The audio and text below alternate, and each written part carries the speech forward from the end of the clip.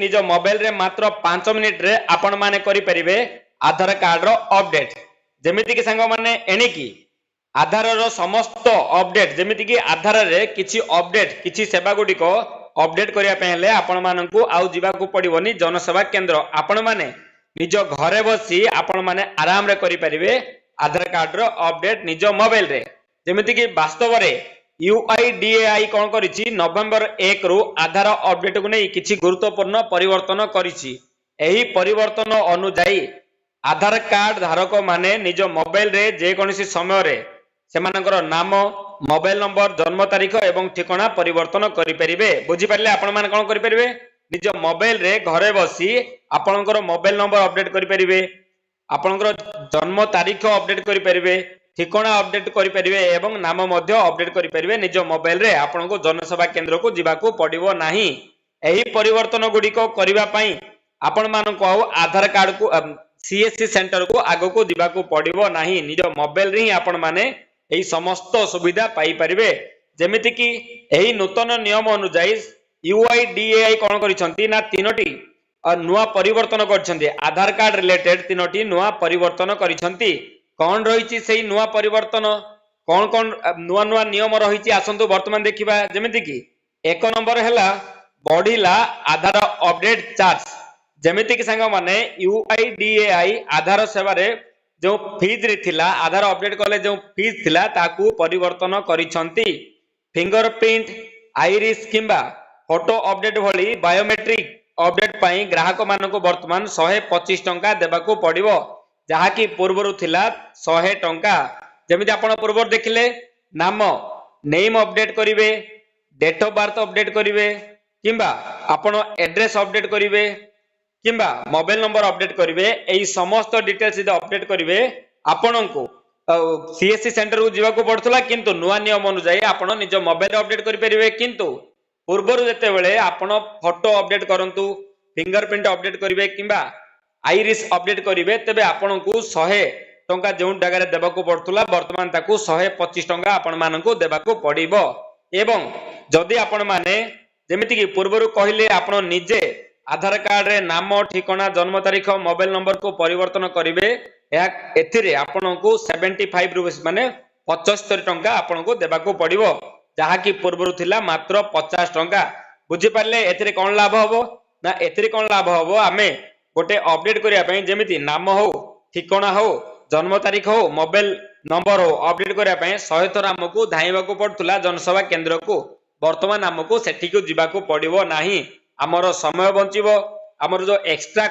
Cost दउथले हमें जनसेवा केंद्र को जो एक्स्ट्रा पैसा दउथले से पैसा बंचिबो प्लस हमें जो ट्रांसपोर्टेशन रे हमर जो खर्च होतला पेट्रोल हो किंबा बस रे जाउथले खर्च होतला सेही टंका भी हमर सेव हे जीवो बुझी परले 2 नंबर होची अचल हबो पैन कार्ड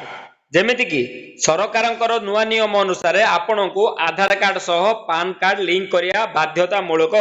जदि आपण माने वर्तमान पर्यंत लिंक करि नाहंती तबे डिसेंबर 31 सुधा डिसेंबर 31 2025 सुधा आपण माने निजर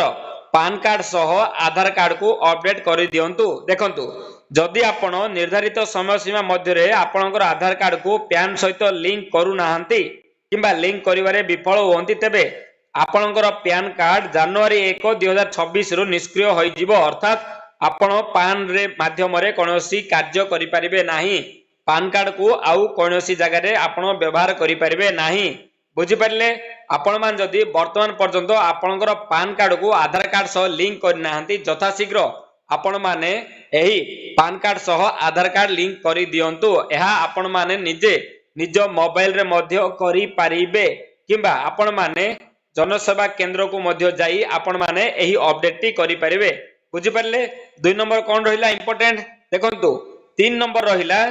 केमिति करिवे आधार अपडेट आमे तो पूर्वर कहिलु आपण माने निज मोबाइल रे अपडेट करि परिबे तबे आसंतु आपण माने केमिति करिवे एही अपडेट देखिबा जेमिति कि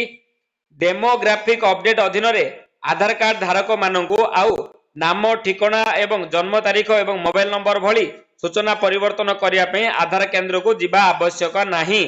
से माने घरे बसी ऑनलाइन रे जेमिति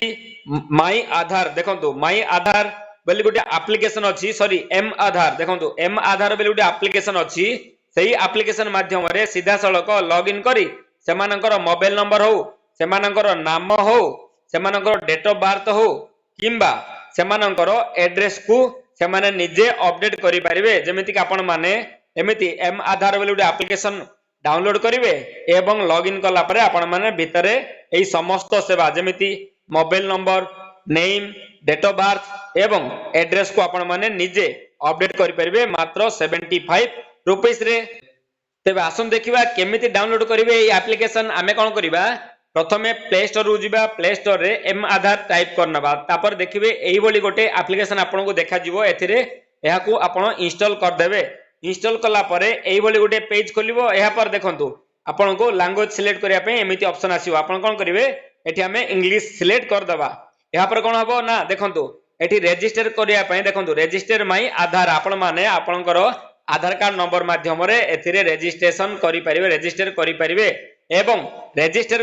कला परे एथिरे आपण माने कोन कोन सुविधा पाई परिबे देखंतु आपण माने आपनकर डाउनलोड करि परिबे आधार कार्ड को डाउनलोड करि परिबे एहा को एड्रेस अपडेट करि परिबे ऑनलाइन रे तापर कोन करि परिबे ना पीबीसी कार्ड आपण माने ऑर्डर करि परिबे एहा पर आपण माने औरी बहुत किछि सेवा पाई परिबे देखंतु आधार कार्ड रो स्टेटस चेक करि परिबे एहा पर आपण माने एड्रेस मध्ये अपडेट करि परिबे एवं विभिन्न सेवा जेमिति नाम अपडेट करि परिबे एड्रेस अपडेट करि परिबे मोबाइल नंबर अपडेट करि परिबे डेट ऑफ बर्थ अपडेट करि परिबे एही बोली समस्त सेवा गुडी को आपण माने एई एम आधार एप्लिकेशन माध्यम रे सब किछि सुविधा पाई परिबे घरे बसी। तेबे संग माने आशा करूची ए इन्फॉर्मेशन आपण मान को भल लागिथो जदि भल लागिची प्लीज उटे लाइक करंतु शेयर करंतु सब्सक्राइब करंतु। नमस्कार धन्यवाद जय जगन्नाथ।